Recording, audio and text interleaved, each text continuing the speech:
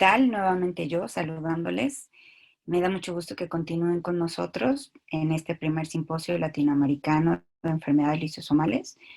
Que bueno, si bien es cierto, ya dimos la bienvenida y el agradecimiento a ustedes como asistentes y participantes a este simposio.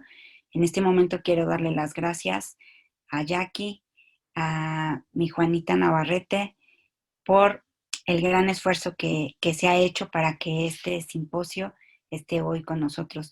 Y bueno, no quisiera aburrirlos mucho con mi presentación, digamos, o con mi segunda participación, pero pues bueno, a mí me dijeron tienes que hablar y heme aquí de nuevo, ¿no?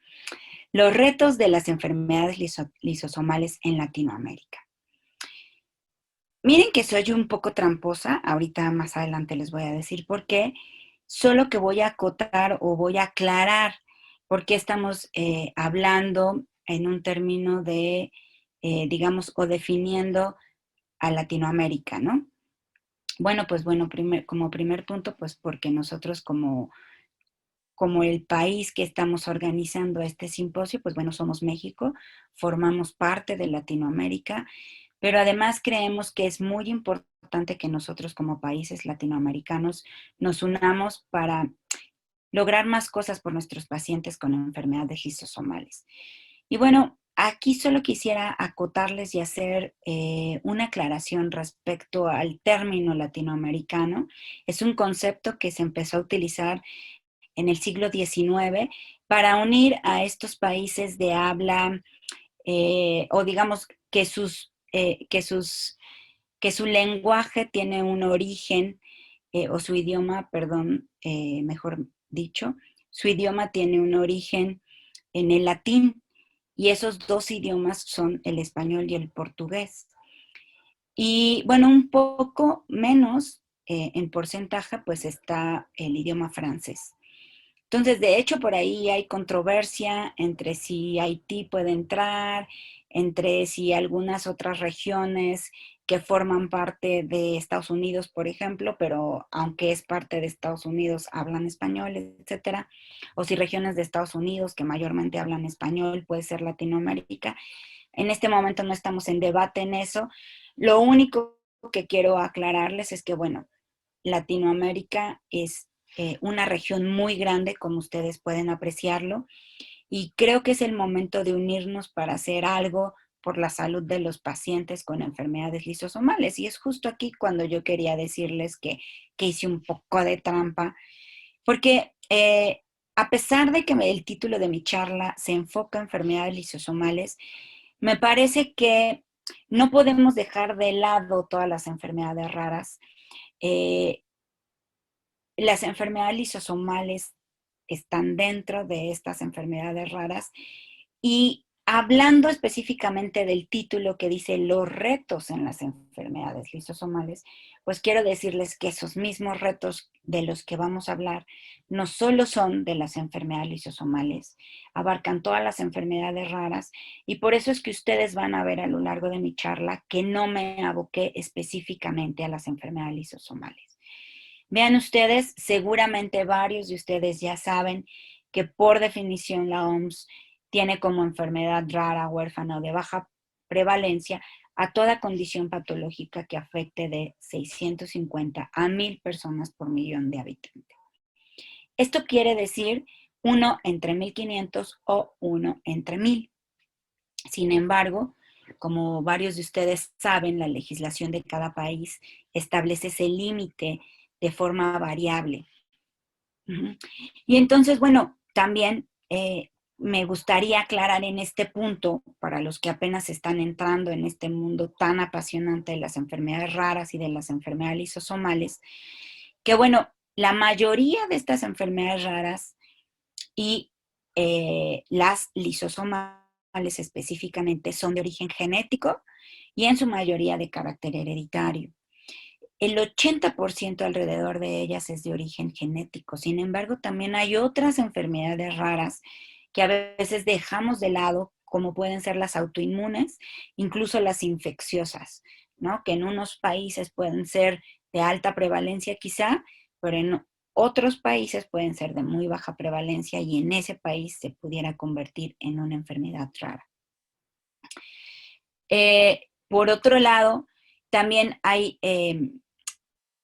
quizá no muchos de ustedes tienen este conflicto como una servidora, pero yo leo y leo y cada vez encuentro como diferentes datos, ¿no? Hay artículos que hablan de 5,000 enfermedades raras, hay otros que hablan de 8,000, incluso hay un artículo que leí del 2018 que habla de 10,000 enfermedades raras. En realidad, quizá no tengamos el número exacto, pero sí se habla de que hay 7,800 fenotipos genéticos. Quizá esto nos acerca un poquito más al número correcto de enfermedades raras, ¿no? Por este tema que la mayoría son genéticas. Pero bueno, para que vean que quizá una tiene una incidencia, una prevalencia muy rara o muy poco frecuente, pero en su conjunto somos estas enfermedades son más frecuentes de lo que parece. Y justo en ese sentido vamos a hablar de los retos que tenemos como tal. Vean, una cosa importante que me gustaría recalcar, que es parte de la definición anterior, es que depende de cada país. Es quien establece ese límite o en qué momento decimos enfermedad rara para cada país. Vean cómo Australia define una enfermedad rara 1 por 10,000. O sea, realmente es algo así como súper, en la OMS sería ultra rara, ¿no? Una definición de ultra rareza. Sin embargo, bueno, Estados Unidos, vean, 1 por cada 1,200, Japón 1 por cada 2,500, Europa 1 por cada 2,000. Y ahorita van a ver que a lo largo de los años, pues ha sido muy difícil para Latinoamérica eh, salir adelante, digamos, con esta clase de términos de enfermedades raras, pero no solo por el hecho de definir una enfermedad rara, sino por el hecho de cómo tratamos una enfermedad rara, con qué medicamentos tratamos una enfermedad rara. Y al respecto, hay un concepto que se denomina medicamentos huérfanos. Estados Unidos fue el primero que empezó a definir y que empezó a darse cuenta de la necesidad tan importante que había para esta clase de medicamentos y de grupo de personas con alguna enfermedad. Entonces no fue hasta 1983 con el presidente Reagan que firmó el Acta de Drogas Huérfanas. Posteriormente, quien siguió en el camino, pues fue Japón, con una regulación en 1993. Y bueno, en 1997 Australia justamente hizo una política para esto.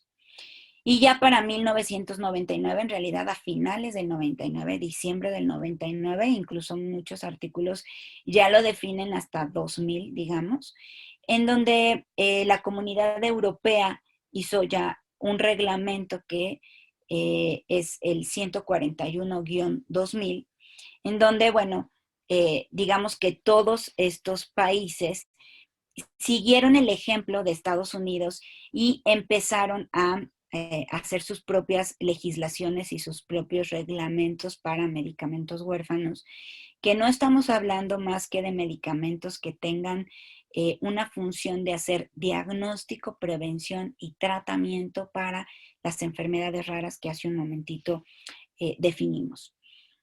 Bueno, pero ¿qué pasa en Latinoamérica? Fíjense ustedes los años en donde empieza todo y vean en Latinoamérica cómo estamos respecto a esos años. Después de cuánto tiempo Latinoamérica logró, eh, pues bueno, un poco empezar a trabajar con estos conceptos y con estas legislaciones y empezar a darle un camino a estas enfermedades raras y darles un tratamiento. Quiero decirles que sí, nos falta mucho por recorrer, nos falta mucho por hacer, pero creo que vamos por buen camino. Vean, en 2010, si bien es cierto, hay varios países de Latinoamérica, estos solo son un ejemplo. Me parece que para una servidora han sido de una o de otra manera ejemplos. Hay algunos países que han sido parteaguas en esto. Yo considero que Colombia es uno de ellos, importantemente, que ellos en 2010 justamente se propone o se instaura la ley 1392 en el 2010 que garantiza los medicamentos y ayudas diagnósticas para esta clase de enfermedades, siguiendo un régimen subsidiado de un sistema general y de un sistema de régimen contributivo.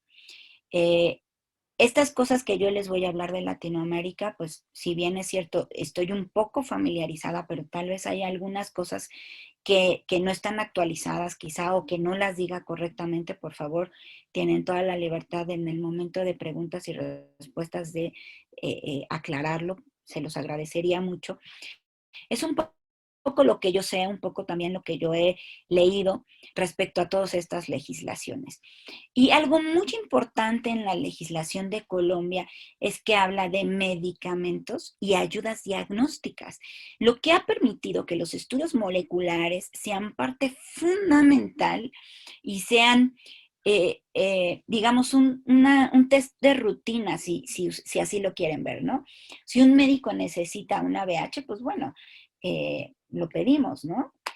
Si un médico necesita un estudio genómico o molecular, pues sí, lo pedimos, pero no sé cómo están el resto de los países latinoamericanos, pero en el caso de México, pues sí, lo podemos pedir, pero para las personas que tienen el recurso económico de realizarlo. Y en el caso de Colombia, eh, justo por esta ley, puede hacérselo quien lo necesita, que eso es muy importante. Bueno, luego tenemos a Perú, que tiene una ley en el 2011, la 29698, que si bien es cierto, se promulgó como una ley que declara de interés nacional y preferente atención al tratamiento de personas que padecen enfermedades raras o huérfanas. Hasta hoy día, o por lo menos en un artículo del 2018, decían que hasta ese momento no había planes de financiamiento u opciones de tratamiento tan claro que permitiera dar tratamiento a estos pacientes. Y en el caso de Argentina, pues también tienen un decreto en el 2011 en la Ley Nacional 26.689, el cual habla del cuidado integral de la salud de las personas con enfermedades poco frecuentes. Reglamentado esto en este decreto que ustedes ven aquí, 794-2015, artículo 2. Y bueno, también Argentina ha sido muy importante para el tratamiento de estas enfermedades y para algunos que quizá en otros países no es tan avanzado, por ejemplo, atrofia muscular espinal, para nosotros en México apenas estamos empezando con esto, y Argentina creo que va un poco adelantadísimo con nosotros, ¿no? Otra de las cosas que Argentina tiene importantísimo y que muchos de los países latinoamericanos también lo tienen es el tratamiento de enfermedades lisosomales en casa. Esto es muy importante porque la experiencia de estos países nos ayuda a ver que no hay o que el riesgo que tenemos para dar infusión en casa para estos padecimientos lisosomales es mínimo y que México debe empezar a luchar porque nosotros lo tengamos. Bueno, ya nosotros en la Ley General de Salud salió en el Diario Oficial el 30 de enero del 2012 el artículo 224 bis que define un medicamento huérfano y dentro de esta definición está enfermedad rara, ¿no? Entonces, básicamente es lo mismo, uno en 2000 y un medicamento que ayuda en prevención, en tratamiento y en diagnóstico a una enfermedad rara. Y bueno, por último, pues bueno, Brasil en el 2014, pues en el Ministerio de Salud tuvo esta resolución 199, cómo implementó la Política Nacional de Atención Integral a las enfermedades, a las personas con enfermedades raras. Entonces, bueno, Brasil está adelantado en muchas cosas. Hay grandes compañeros digamos, de ciencia, de atención a pacientes lisosomales. Ha sido un gran país que ha tenido muchos artículos respecto a enfermedades lisosomales. Pero bueno, incluso, por ejemplo, con Niemann-Pick tipo C, era mucho más fácil hacer un test de Filipina que hacer un molecular en su momento, ¿no? Entonces, creo que sí, todos nosotros tenemos un mismo factor, que es, pues vamos un poco más atrás que los países del primer mundo, como bien nos define como países de tercer mundo, o mejor dicho, en desarrollo. Pues bueno, creo que tenemos mucho que desarrollar en este tema de las enfermedades raras. Y en este simposio, pues nos atañen las enfermedades lisosomales, ¿no? Hay un artículo del 2016 que me gustó mucho, es muy sencillo, pero es muy interesante todos los puntos que mencionan, porque es parte de lo que vivimos todos nosotros como Latinoamérica. Hacen una encuesta en 25 individuos. Estos 25 individuos son en realidad, eh, digamos, no con una profesión específica, iban desde decisores, de planeadores, digamos, de asignación de medicamentos, especialistas en genética, farmacéuticos, etcétera, ¿no? Había muchos profesionales de la salud involucrados en esta encuesta, y vean, de países: Argentina, Brasil, Cuba, México, Perú, y bueno, España un poco que se sale, pero al final también hablan español, y yo diría que también podría estar en la definición de Latinoamérica.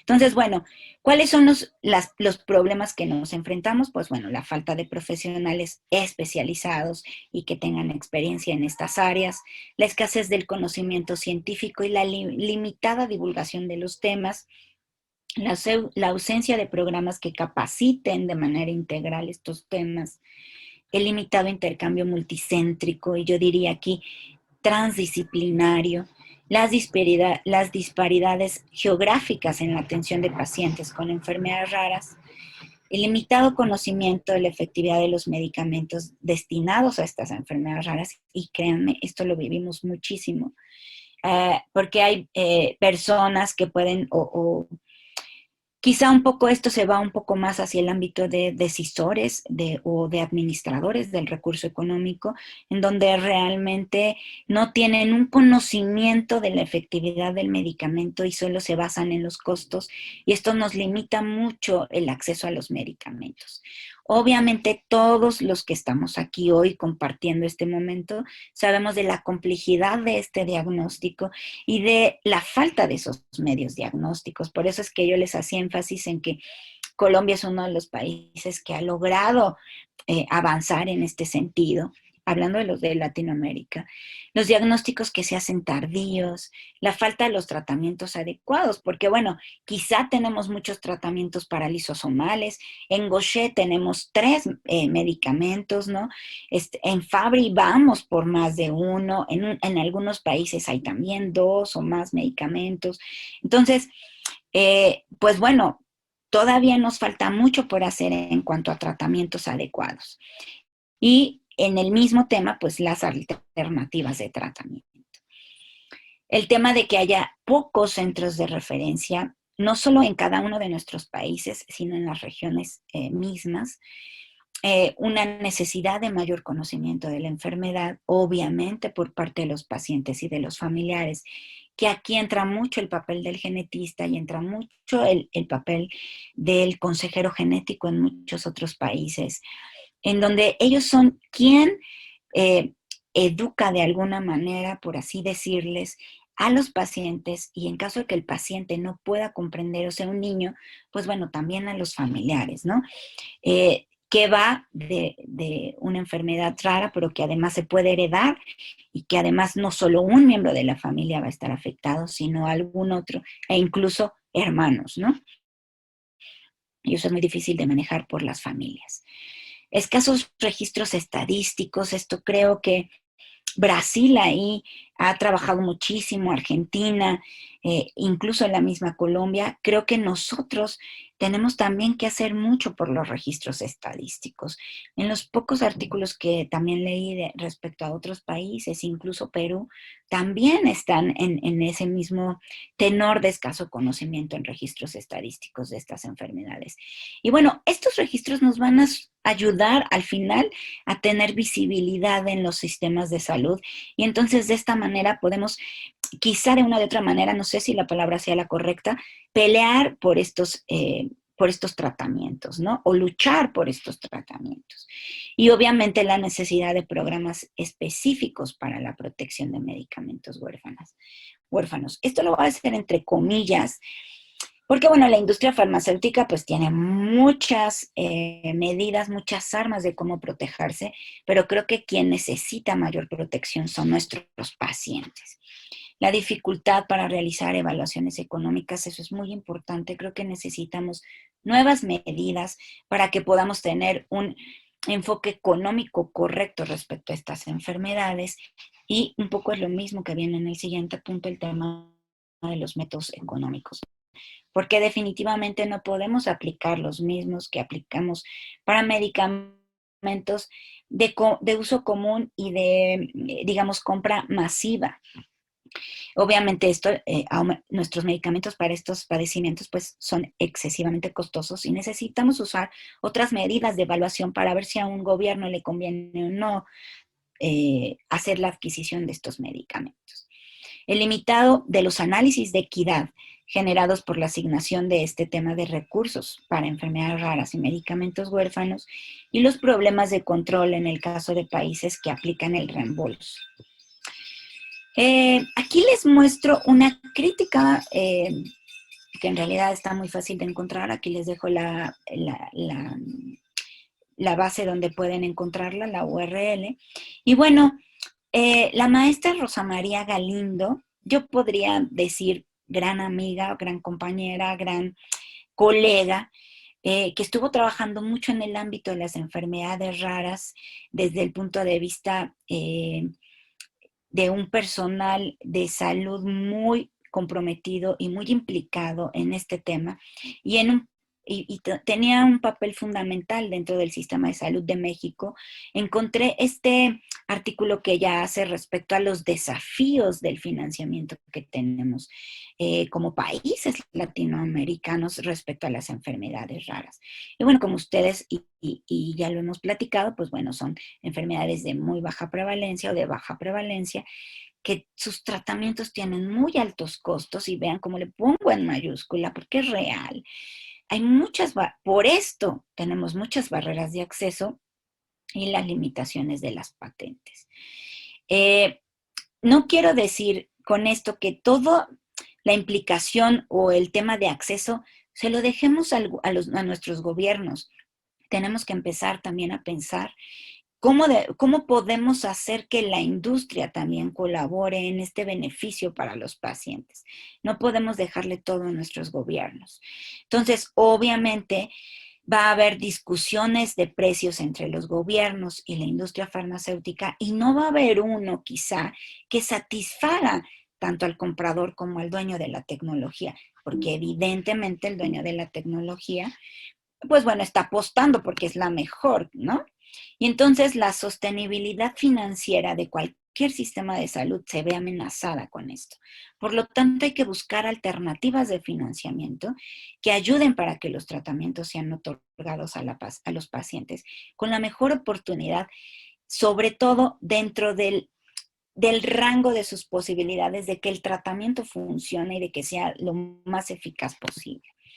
Entonces, los países de nuestra región no cuentan con especificaciones de umbrales de costo-efectividad que puedan ser utilizados, o más bien un mecanismo que pueda ser diferente a considerarse para un medicamento huérfano. No hay criterios diferentes para dimensionar la carga de la enfermedad que da una enfermedad rara que yo diría que en un 100% de los casos me va a generar mayor discapacidad que cualquier otra de las enfermedades que conocemos. Tampoco se consideran contratos que se basen en resultados de modelos basados en valor. Y aquí sí quiero comentarles que, bueno, por ejemplo, Colombia tiene algunas de estas metodologías dentro de su sistema e incluso también Brasil que ha empezado con esto, ¿no? Entonces, bueno, pero falta que algunos otros de nuestros países, nos subamos a esta carreta, ¿no? Entonces, las propuestas de la maestra Galindo es que los métodos de marco de valor o de análisis multicriterio se incorporen de manera explícita en este principio económico del costo-oportunidad, para establecer de una forma más precisa los pesos de cada criterio, de cada uno de los criterios que se analicen. Entonces, creo que aquí, en el caso de las enfermedades raras, sería muy interesante empezar a utilizar este análisis multicriterio. Tenemos que acelerar la adopción de nuevos instrumentos, como la medición de los resultados de los pacientes, que permitan establecer acuerdos de tratamiento, pero que sean condicionados a los resultados. Y a veces nuestras leyes no nos permiten mucho este ámbito de trabajo, digamos, ¿no?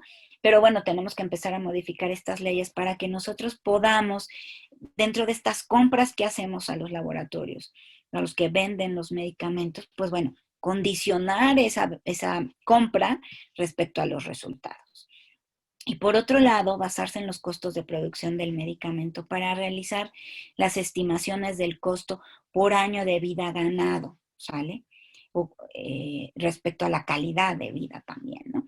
Entonces, bueno, necesitamos marcos mejores e integrales para evaluar el valor de la salud, que puedan adoptarse a diferentes valores e incorporar múltiples atributos asociados con las opciones de salud.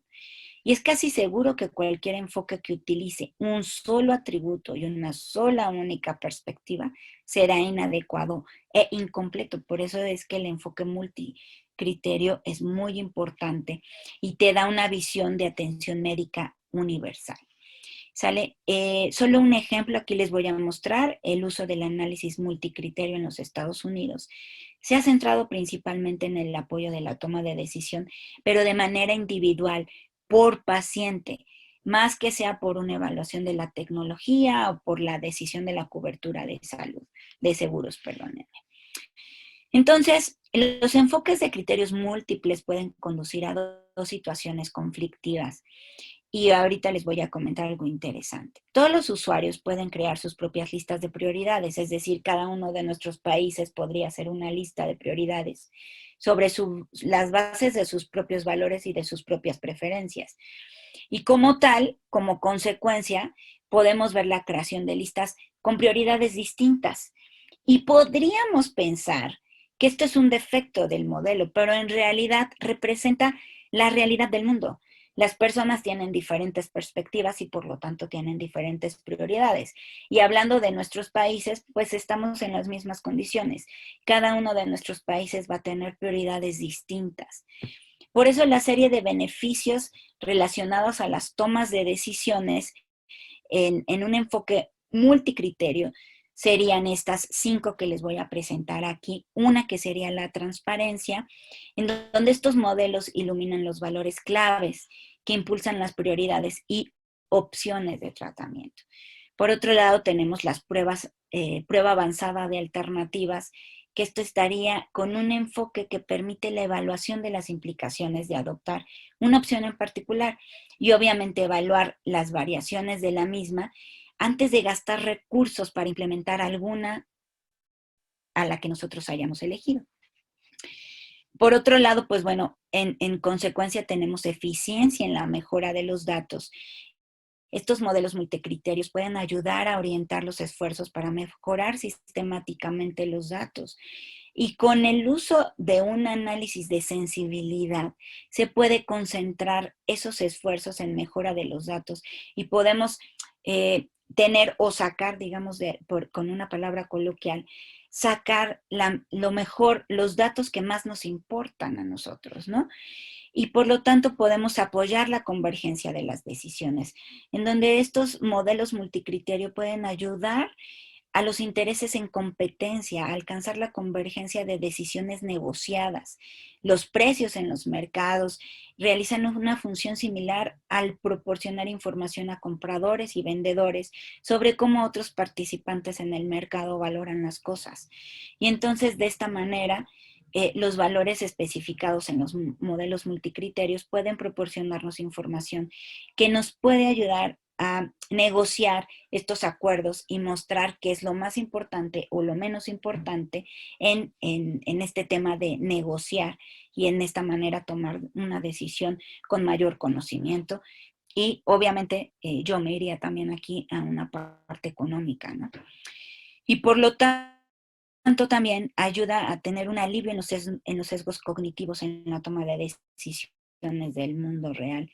Esto es muy interesante, es una de las cosas más interesantes que tienen los enfoques multicriterio, en donde pueden ayudarnos a evitar alguno de estos sesgos que ellos denominan cognitivos, en donde estos modelos tienen la parte humana, digamos, en donde los humanos son quienes van a realizar las tareas para las que son más adecuados, o sea, es decir, van a dar, digamos, especificaciones de valor, pero luego utilizan también a las computadoras para que hagan lo mejor que saben hacer, que es hacer un análisis numérico de la información. Y entonces esto evita que haya sesgos cognitivos, como puede ser un encuadre no tan adecuado de un problema, o como puede ser una inconsistencia temporal, o estimaciones de probabilidad, que obviamente un humano las va a hacer distinto a una máquina que esta es su mayor función, ¿no? Darnos mayor certeza. Entonces, la toma de decisiones va a hacer que sea menor en el sentido de la incertidumbre, y va a haber un exceso de confianza y quizá, ¿por qué no decirlo también? Una, eh, una mejor toma de decisiones respecto a una alternativa de tratamiento o no. Ahora, hay algunos autores que denominan que el punto de transparencia es de las cosas más importantes en el enfoque multicéntrico. Quizá un poco en mi punto de vista, pues los 5 puntos nos van a ayudar a una mejor toma de decisiones, no solo en enfermedades lisosomales específicas o en tratamientos de enfermedades lisosomales, sino en tratamientos de enfermedades raras. Y como ven ustedes, pues nuestros retos no son pocos. Ya para despedirme de ustedes necesitamos, como ya lo mencioné, nuevos modelos. O sea, necesitamos pensar y rearmar quizá los modelos económicos y los modelos de evaluación farmacoeconómica. Y ya lejos de pensar como antes, de manera y quizá muy cuadrada, por poner un adjetivo, pues bueno, ¿por qué no empezamos a alocarnos un poco, a tener ideas innovadoras, a pensar de manera distinta y empezar a lograr nuevos modelos que nos permitan tener mejor evaluación económica respecto a estos tratamientos? Porque, saben, ninguno de nuestros gobiernos van a aguantar. Y no solo estoy hablando de nosotros como países en desarrollo, sino también podemos implicar a los del digamos, primer mundo o más desarrollados. No va a haber gobierno que pueda con tanto costo respecto a las enfermedades raras. Entonces, tenemos que empezar a evaluar a estos medicamentos y a estas enfermedades raras de una manera distinta. Y tenemos que empezar a también platicar con la industria. A ver, ¿cuánto vale tu tecnología? ¿Cuánto tiempo invertiste en tener este tratamiento? Y bueno, entonces, crear mecanismos un poco donde ellos salgan ganando, pero que también los pacientes puedan tener acceso a esos tratamientos, mayor número de pacientes, a un menor costo que los gobiernos puedan pagar, puedan financiar. Por esto también es un poco de la crítica de unas diapositivas anteriores. Tenemos que buscar modelos de financiamiento. Tenemos que empezar a modificar todo esto para que podamos salir avantes y que nuestros pacientes puedan tener este acceso.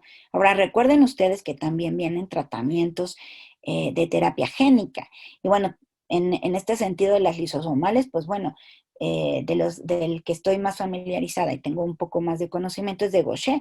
Entonces, ya viene en la puerta de la esquina un tratamiento de terapia génica, pues bueno, tenemos que empezar a buscar mecanismos que nos ayuden con el pago de estos tratamientos y que nuestros pacientes tengan acceso. Con esto yo me despido, espero que no los haya aburrido, espero que deje ahí un poquito la semilla de que tenemos que empezar a construir nuevas cosas, innovar en este tema farmacoeconómico. Y bueno, se los dejo ahí para que lo consulten con sus días de estudio, con su almohada, y tengan muchos días de desvelo con este tema. Les agradezco mucho que me hayan escuchado.